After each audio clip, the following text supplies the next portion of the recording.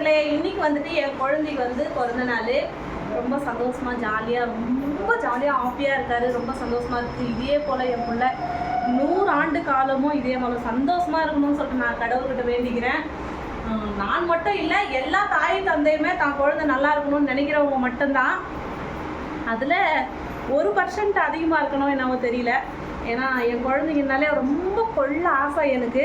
இந்த உலகத்தில் எந்த பக்கம் திரும்பி பார்த்தாலையும் என் 3 குழந்தைங்க தான் என் கண்ணுக்குள்ளே தெரிவாங்களே கண்டி.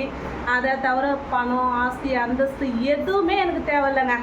எனக்கு நல்லா சம்பாதிக்கிறதுக்கு கஷ்டப்பட்டு சம்பாரித்து என் குழந்தைங்கள நல்லா படிக்க வச்சு நல்ல ஒரு ஆள் ஆக்கணும். அவங்க ஒரு ஆஃபீஸில் போய் உட்காந்து வேலை பார்க்குறத என் கண் குளிர பார்க்கணும். இதுதாங்க நான் நினச்சிருக்கிறது.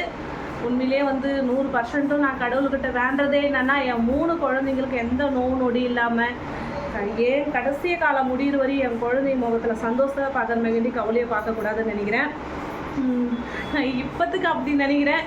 நாளைக்கு அவங்களுக்கு ஒரு லைஃப் செட்டில் ஆன பிறகு என் மருமகளாக இல்லாத என் பொண்ணாக வந்து எங்கள் வீட்டில் வந்துட்டு வலுக்கேற்றனாலே எனக்கு ரொம்ப சந்தோஷமாக இருக்கும். அவங்க எந்த வேலை செய்யலைனாலே நானே செஞ்சுக்குவேன். எனக்கு கை கால் நல்லா இருக்கிற மட்டும் அவங்களுக்கு நான் கண்டிப்பாக கஷ்டப்படுவேன். என் பசங்களுக்காகன்னு இல்லை, என் மருமகளையும் சேர்த்து என் பொட்டை புள்ளியாக நினச்சி தான் நான் அவங்களுக்காக கஷ்டப்படுவேன். அதே போல் என்ன அம்மாவாக ஏற்றுக்குனா சந்தோஷமாக இருக்குன்ட்டு நான் நினைக்கிறேன். எல்லா பிள்ளைய பெற்ற தாயும் வந்துட்டு இதுதான் நினைக்குவாங்கன்னு தான் நினைக்கிறேன் நான். உண்மை தானே? கரெக்டு தானே? அப்புறம் நண்பர்களே பாருங்கள், இன்றைக்கி நாங்கள் என்ன பண்ணிகிட்டு இருக்கோம் அப்படின்னா, ஐநூறுவா பலூன் தரலாம். இன்றைக்கி வந்துட்டு என் குழந்தை பர்த்டே ஞாபகமாக வந்துட்டு இன்றைக்கி என்ன வாங்கிட்டு வந்துருக்கோம் அப்படின்னா ஃபிஷ் டேங்க். எனக்கு ஃபிஷ் நல்லா ரொம்ப பிடிக்கும். அதே போல் என் குழந்தைங்களுக்கு வந்துட்டு இந்த மாதிரி ஜீவன் வளர்க்குறது ரொம்பவே பிடிக்கும். அதனாலேருந்து என் குழந்தைக்கு வந்துட்டு அம்மா கொடுக்க போகிற கிஃப்ட் வந்து இந்த மீன் வந்துட்டு இந்த தண்ணிக்குள்ளே எவ்வளோ அழகாக ஜாலியாக எந்த கவலையும் இல்லாமல் மனசுக்குள்ளே ஆடிட்டு இருக்கோ, அதே போல் என் பசங்க வந்து எந்த வருத்தமும் இல்லாத மனக்கவலையும் இல்லாமல் சந்தோஷமாக இந்த குருவி கூண்டில் எப்படி இந்த மாதிரி விளையாடுறாங்களோ அந்த மாதிரி இந்த கூண்டுக்குள்ளே என் 3 குழந்தையும் எந்த நாள்லையும் பிரிஞ்சு போகாமல் ஒற்றுமையாக சந்தோஷமாக வாழணும் அப்படின்னு சொல்லிட்டு என்னோடய வாழ்த்துக்கள் சொல்லி என் குழந்தைக்கு இந்த கிஃப்ட் கொடுக்க போகிறேன். உங்களுக்கு யாராருக்கு நான் கொடுக்குற கிஃப்ட் பிடிச்சிருக்கு அப்படின்னு சொல்லிட்டு மறக்காமல் லைக் பண்ணுங்கள், ஷேர் பண்ணுங்கள், சப்போர்ட் பண்ணுங்கள்.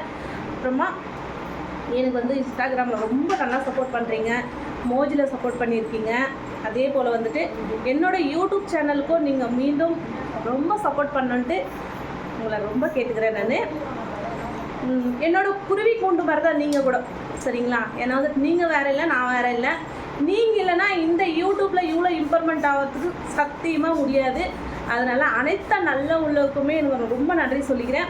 என் குழந்தைங்களுக்கு வாழ்த்துக்கள் சொல்லுங்கள். இதுக்கு மேலே சந்தோஷத்தில் என்ன பேசுறதுனே தெரியல. அப்புறமா 8 மணிக்கு மறக்காமல் கேக் கட் பண்ணும்போது நான் வீடியோ போடுவேன். மறக்காமல் லைக் பண்ணுங்கள், ஷேர் பண்ணுங்கள், சப்போர்ட் பண்ணுங்கள்.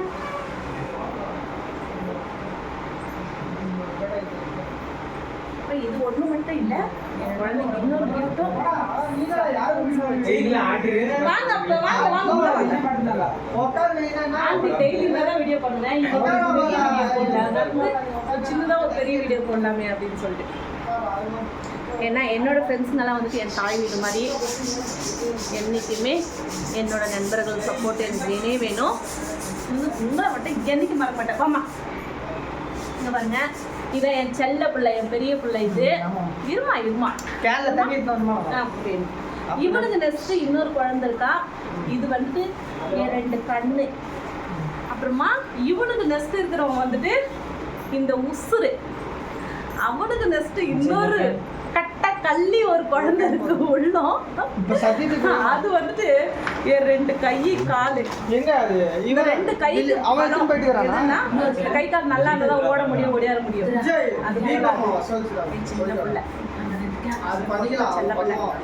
பெரிய பிள்ளைதான். இந்த கண்ணே தெரியாம போயிடும், தெரியாம எப்படி இருக்கும் அந்த போல என் குழந்தை சின்னதாக அடிப்பட்டாலும் என் குழந்தைங்களுக்கு என்னால் தாங்குற சக்தியே கிடையாது.